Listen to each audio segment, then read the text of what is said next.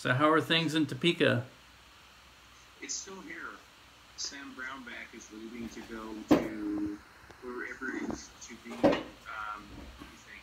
He's going to be the religious czar or religious Ubermeister. Ubermeister. For the nation, which probably bodes well for people who are atheists because you're going to get a shitload more people in the ranks. Yeah. That would be. I could be wrong. We'll probably do good for the Kansas economy. Pardon? Probably do good. Economy? Huh? Oh, did you say it would be good for the Kansas economy? Yeah. Hard to say. It depends on, like I said, either who is groomed to take over and or what occurs after that. And that's going to be, we'll just have to see. Yeah. Personally, see him go. I'm suspicious of people I'm just suspicious of people in the Republican Party in Kansas. I'm not a Republican, and I don't play what on television either. Well, I've looked at your, I've looked at your Facebook, and you're definitely would probably fall more under the Democrat or the liberal category. Yeah, pretty much. Sometimes people get really tight in jaws about that, but hey, it's Facebook. If they don't like it, they should stop using Facebook.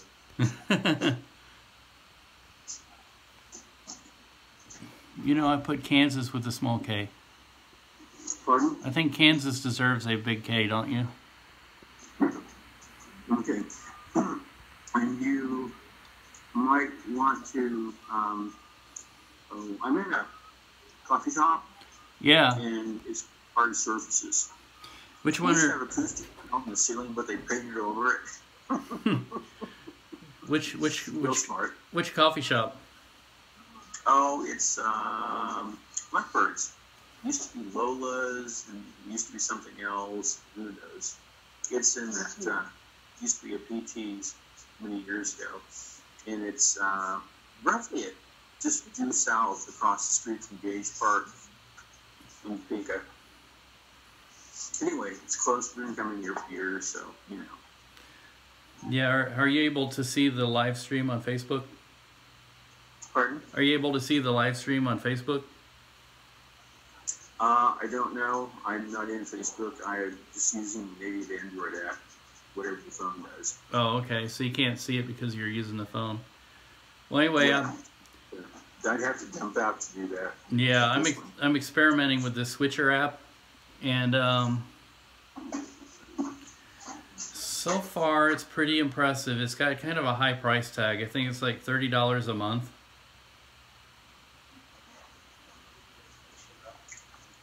How much? $30 a month. Huh.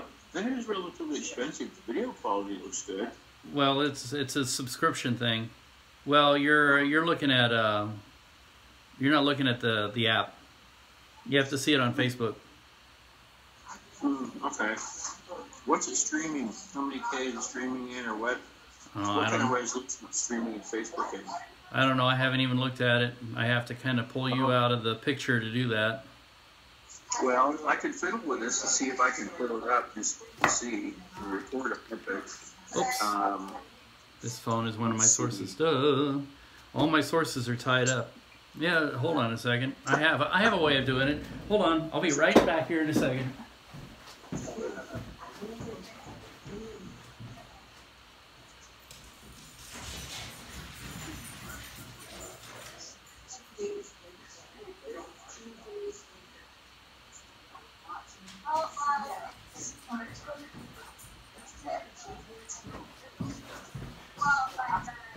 The Mrs. Computer.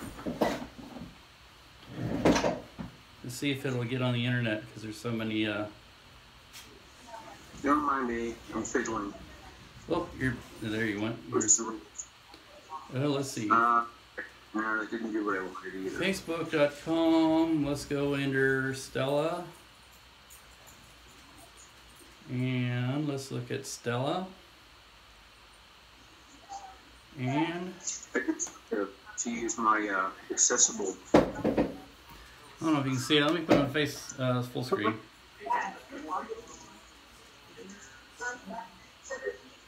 Full screen mode. Oop, well, this is what. There you go. I don't know if you can see that.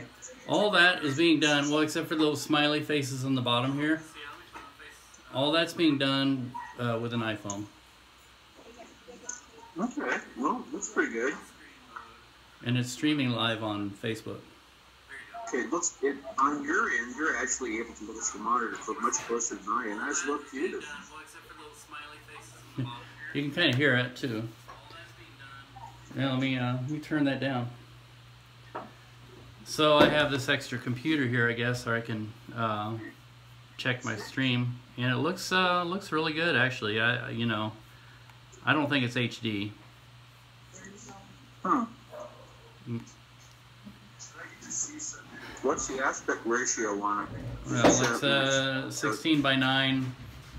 It says it's broadcasting. Well, it records at the same time as it broadcasts.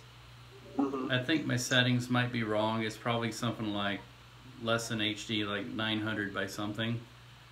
But it says in these kind of modes, it'll actually do 720p. And then if you turn off the streaming part of it and put it in, it's called a director's mode, it'll record at 1080. And it's, it's all these people, they have an idea they're going to make a lot of money out of this. I think they're following the model that Adobe has set up, where you don't buy their software, you just kind of lease it for a while. Yeah.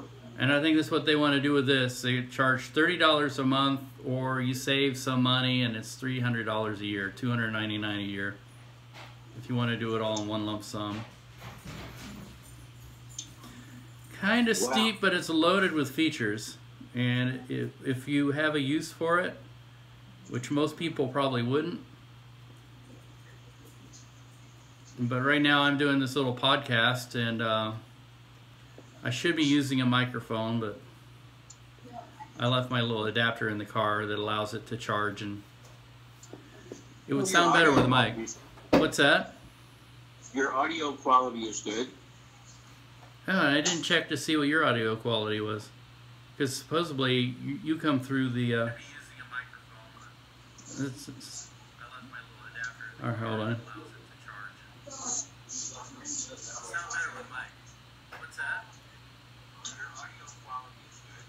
Yeah, yours is. Yeah, it's there. It's supposedly when. Okay, here's one of the interesting things about it.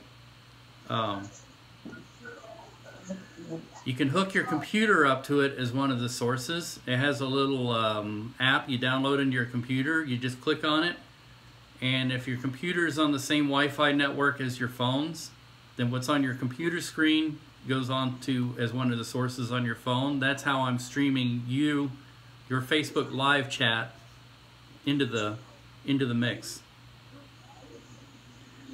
And, for people who are trying to make money at this kind of thing, if you go to a big meeting or whatever, let me get rid of that lower third. It's up there kind of low. What does Facebook get out of this? Nothing. Okay, well, all of these, I guess, basically, I don't know if that really is important or not, really. But anyway, I'm just kind of curious whether or not some of these other people are latching onto this platform, because, I mean, they have to provide. I honestly, I don't understand why Facebook isn't trying to follow YouTube's model. Of course, YouTube is sort of having the problems with it, with the monetization of things. There are people who are actually making money on YouTube, making a living, video creators. These are people who have channels that pull really well. The thing with YouTube is they started out with this kind of a, I guess, for lack of a better way to put it, kind of a weak model, and it was as though the people who started YouTube weren't really looking at it seriously with regards to monetization until much later in the game. And I think that's obviously been the thing because people are like, oh my God, this is so weird, YouTube, they want money and blah, blah, blah.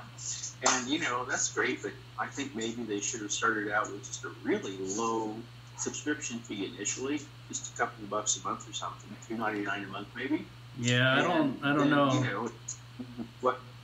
I don't know if that worked so well because the thing Vimeo tried that. I think at first YouTube had you could post up to like 10-minute videos. Yeah. And then they came out with the if you become a partner, you can post unlimited length videos, but they never charged anything for it. And I think the whole idea behind YouTube was, we're going to make this free, and then we're going to try to find some other ways of making money. And I think you're right. Initially, they didn't have a good idea of how to make money with it at first. But now they're doing what TV has always done, which is, commercials. I'm fine with that. Yeah, I'm fine with that too. That's my way. Yeah, my way of thinking is, well, I know they have to make revenue somehow, or they're not. And that's great. And the thing is, they share it with their creators. They don't share a lot of it. I mean, it's not like a 50-50 thing. It's like, I don't know what the ratio is. It's something kind of ridiculous. But if you have, let's say, there was this one guy he had a video that went viral. He had 10 million hits. And he showed the total amount of money he made off of that video was about $15,000. So if you have videos, you don't even have to have videos that make a lot of money or make a lot of hits. If they get a relative number of hits, and these are videos that you've posted, that you've done all your life, you take the time to post them, eventually your revenue stream starts building more and more to the point that over the life of all your videos, you can make money off of it.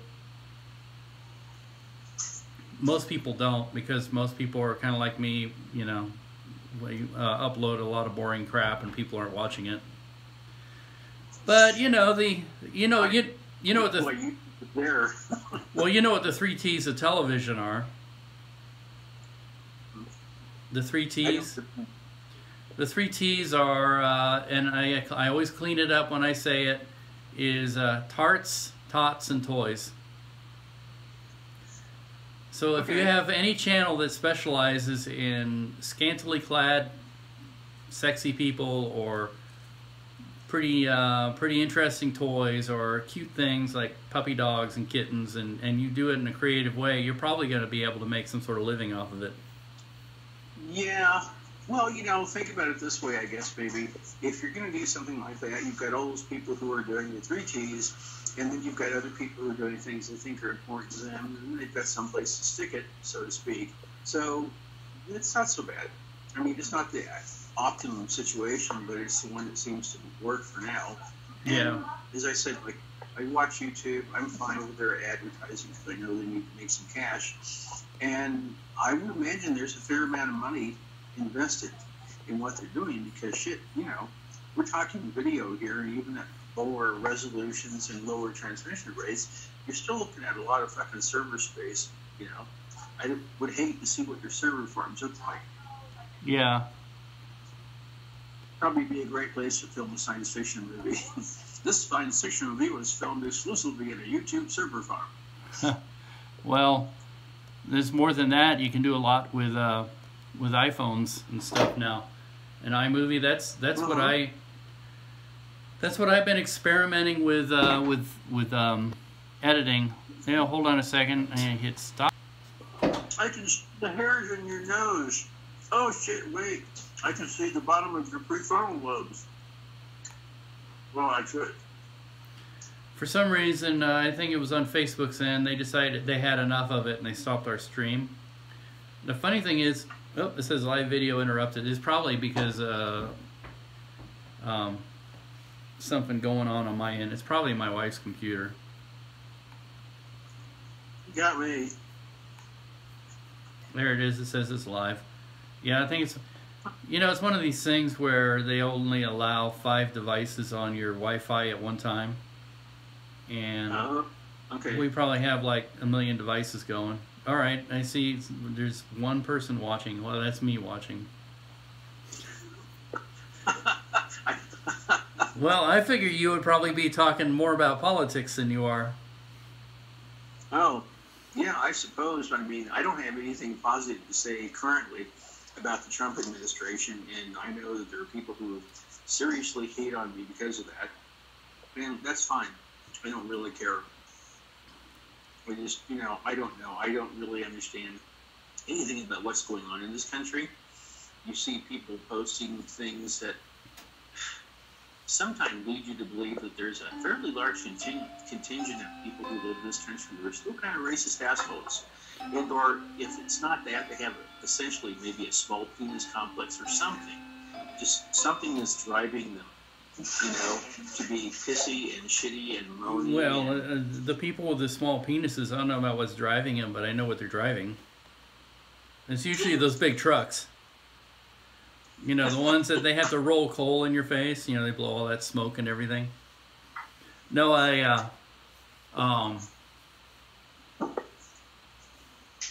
am probably what you would consider a left of center moderate, and I believe there is a vast.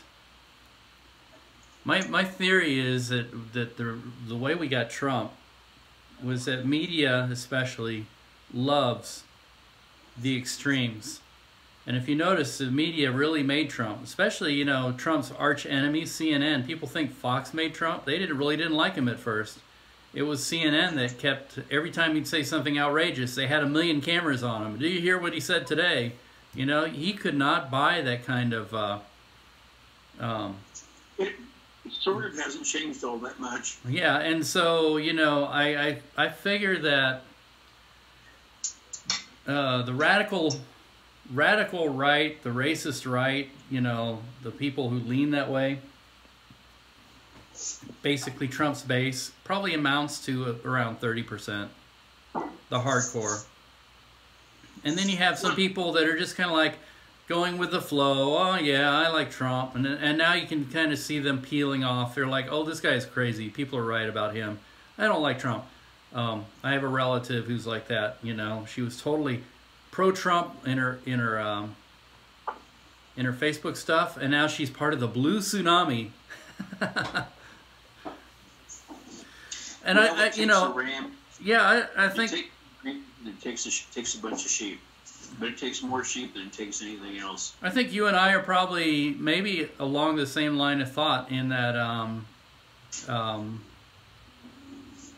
it doesn't matter which way you go. Radical is radical. An ideologue on the left, an ideologue on the right, they're the exact same person, just different polarity. I was just use the phrase rational. I mean, there's a rational way to look at things. And of course, on the other hand, I suppose when you're redefining it for yourself every 25 to 30 minutes or so, it turns out to be kind of a screwed up deal. But I don't know. I've always felt like there really is a vast middle ground of people, like you're saying, who are more rational and who weigh things and consider things more carefully than the people on the fringes who just kind of line up behind whatever ideologue sounds a lot like, whether it's Trump or Hitler or Mussolini or Stalin or anybody, And I think our news media, the way it's designed and built right now, is it has to make money, and the only way it can make money is by making things be so black and white, so crazy, so strange. Because, really, if you watch the news is kind of boring to watch. Everyday news. Well, don't blame the bearer of bad news. Blame people who are so stupid that they love their stupidity, they embrace their stupidity, and they insist on remaining stupid. Well, I don't know if I blame the bearer of it. I think it's just part of the system, and that in order to make a buck, a lot of these companies, because I don't know if people realize this, but a lot of news organizations and their accompanying networks don't really make a whole lot of money except during election years, and it's all a part of all the money that's in our election system. And a huge chunk of the money is all spent on advertising. And so the crazier we can make the elections, the more people who are watching, the more ads we generate, the more money we make. See what I'm saying? So the vast middle ground of reasonable candidates get overlooked for the crazies on the ends. Well, recently I've had all these people whining and bitching and whining about Bernie. Yeah. This is getting straight, I guess, maybe at least for me anyway. 2 points. One is the, perhaps lack of education with the average American. Yeah. And I thought I liked Bernie. I liked Hillary. Frankly, I would have liked to have seen a female as president, frankly. I think it's important for any number of reasons. Obviously, one of them might be to advance causes of women in particular, because I don't know. I'm not sure. I just grew up in a different culture. In the culture I grew up in, women ran it. Yeah. That was just the way it was. Okay, and it's always been that way. The fucking Iroquois Confederacy, which Benjamin Franklin talked with and got his ideas for the Constitution from, because they already, and they'd actually suggested to Franklin that, you know what, you guys need to have some type of working form of laws, something that encompasses all of these situations, so that we're able to trade with you in a way that is easy and not a very headache at all times. Yeah. Anyway, they helped, but long story short, and the Confederation, which at the time, and a lot of people really don't know anything about it and don't know the history of the Confederation or Native Americans in America. They essentially wrote our Constitution. Yeah, they essentially wrote our Constitution. Our Constitution was based off of the Confederacy of the Iroquois, yeah, which were the more civilized, if you would call them that, tribes in the northeast part of the United States and southern part of Canada. Much more civilized than people came here from Europe, so I think that's probably a good point. But yeah, our whole democracy was modeled after that. Yeah, and a lot of other things.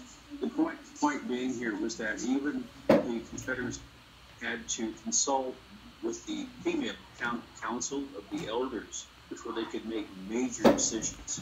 Well, that would never fly in a European male-dominated patriarchal society. Well, the reason why these cultures are patriarchal and male-dominated is because it's stupid. Well, and the other thing is, excuse me, dirty little secret, probably being very cynical, is that a male-dominated patriarchal society, the only women that they tend to listen to are their prostitutes. Yeah, the madams. Yeah, back to 15th, 14th century England. You're looking at people who came from countries that were disease-ridden, that lost hundreds of thousands of people at a time in major plagues, were too stupid to bathe because they thought water caused diseases. This was one of the primary reasons for the plagues in Europe, particularly in large cities, 14th, 15th centuries, London, Paris, other places. But, water causes these diseases because, ergo, you took a bath, got a cold, and you died. Yeah. Not to mention the people who poured their piss and shit into the middle of trenches that ran down the streets and into the river Seine, into the river Thames, whatever the fuck. I mean, how smart was that? Well, they eventually started using cisterns in all the houses, but they what was it? The discovery that smallpox outbreaks were happening. Was it smallpox? And the person who discovered that it was happening because it was contaminated water supply. He started going to the houses where people died, and he'd dig into their cistern and he'd figure out, oh, it's an old cistern. It's going into the drinking water. Yeah. And the way he figured it out was some people were getting diseases and dying, and their next door neighbors weren't, and he couldn't figure out why, except that the water companies, they were getting different water from different sources. And this is 1800s London. And, like I said, Europeans not too goddamn bright. I don't know. and inventive and possibly even ingenious. But as far as wisdom goes, you know, it was like, hey, come on. I think they were bright enough. I think that I don't know. It's hard to say. I used to think like that a lot, but then it's kind of like, you wanted to talk about this. Bright enough for what? Come on. How much? I kind of put myself in that situation. I'd be, would I have done much better? You know, and to figure out the way that some of the brighter people actually discovered things. I mean, the guy who discovered that, he used this new thing called the scientific method, and he started eliminating all the causes. The people who weren't bright were the people who didn't want to listen to him, because he had to argue it, and the people were like, oh, you know, basically we've always done it this way, we have these theories, and you know, that was back in the time when people believed in vapors, like it was bad air that was causing disease. Which in a way they sort of had a point. I mean, certain diseases are carried through the air, you know, pathogens. It's true, and it's true. But you know, over the years, I spent numerous hours and times working, and oddly enough, occasionally working with some MDs on herbal practices and things to use. And over the years, I've seen research that's borne out the earlier involvement I've had with some of these herbs. You're familiar with curcumin or turmeric? With what? Right? You've heard of that curcumin and or turmeric? They put in curry powder, curcumin. Oh, okay. Yeah, okay. Well, for years in fringe research, actually very well established research, just, you know, was kind of out there on the edge. This has been, oh God, almost 20 years ago. They were looking at it because of its ability to act on cancer cells. I mean, all cancer cells, pretty much. Some of these herbs, couple 2, 3 specific ones, and kill the cancer cells. And of course, this was like, oh well, you know, this is just out there on the fringe. Well, anyway. In the last 90 days, I have finally seen on NCBI, which is the National Chemical and Biological Initiative database that the government maintains, in which they aggregate research around the world.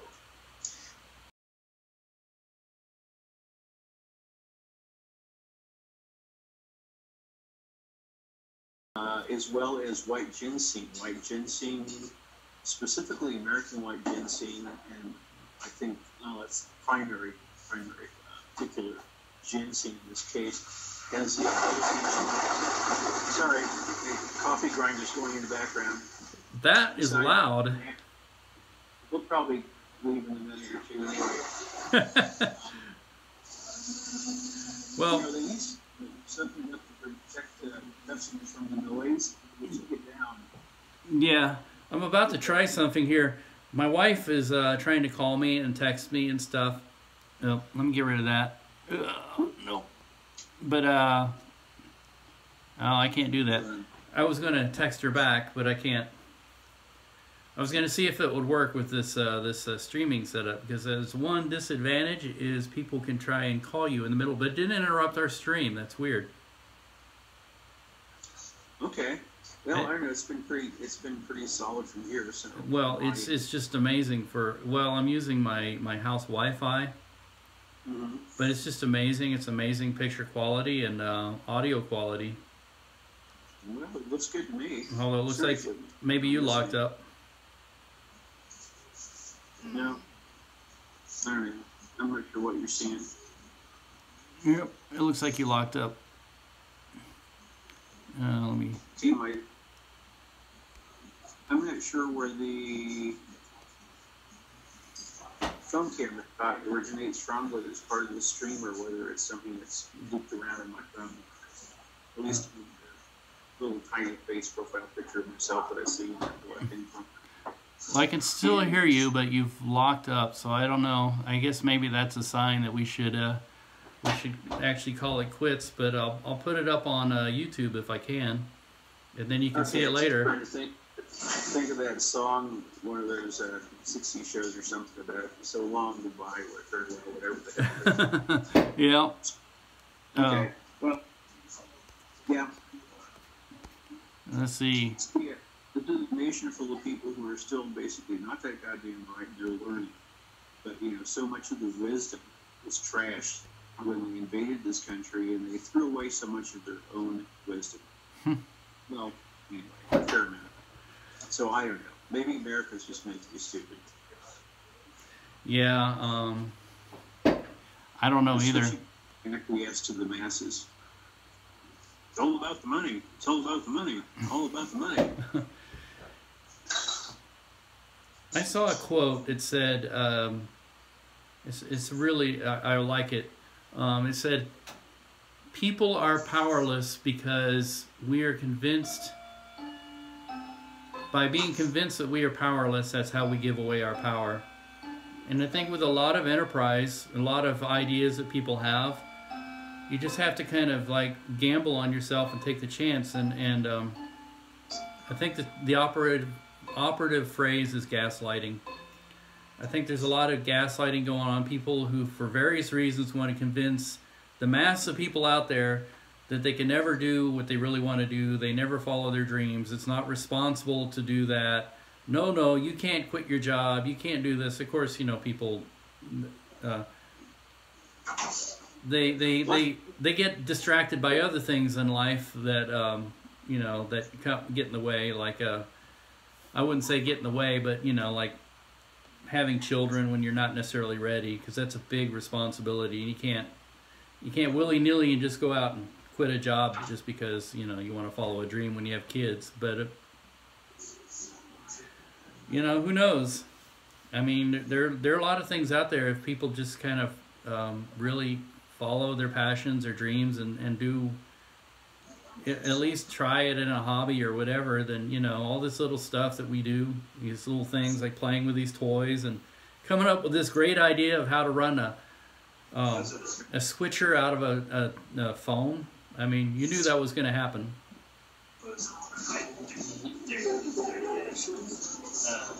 Okay, well, I'm going to have to go. Okay, well, thanks for talking to me. Yeah, sure. We'll just see how it all turns out.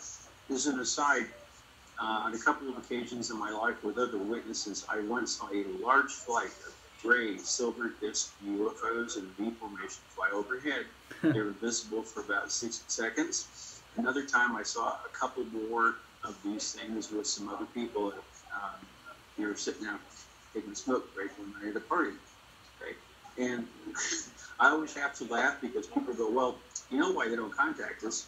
Why? Because we're too goddamn dumb. I really, on a large level, believe the human race just hasn't reached that point yet. America hasn't seen anything nobody else did. We might have it, we've not ignored it.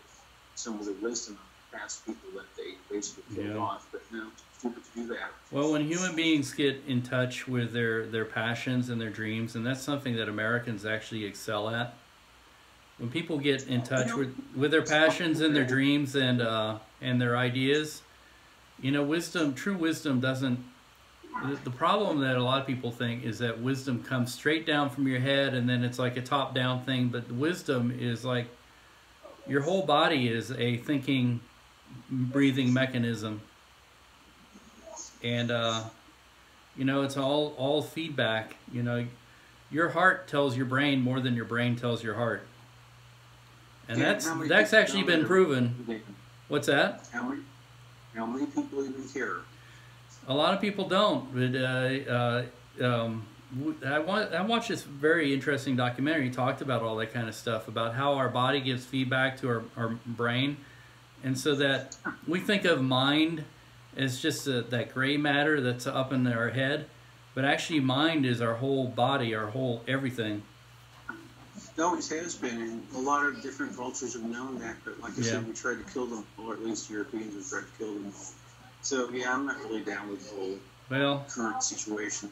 I've taken maybe a broader view of history, and I'm not trying to be a European apologist, but I'm just going to say Europeans nobody else is. Europeans are no better or no worse than anybody else. One of the things is, I don't believe that. I'm sorry.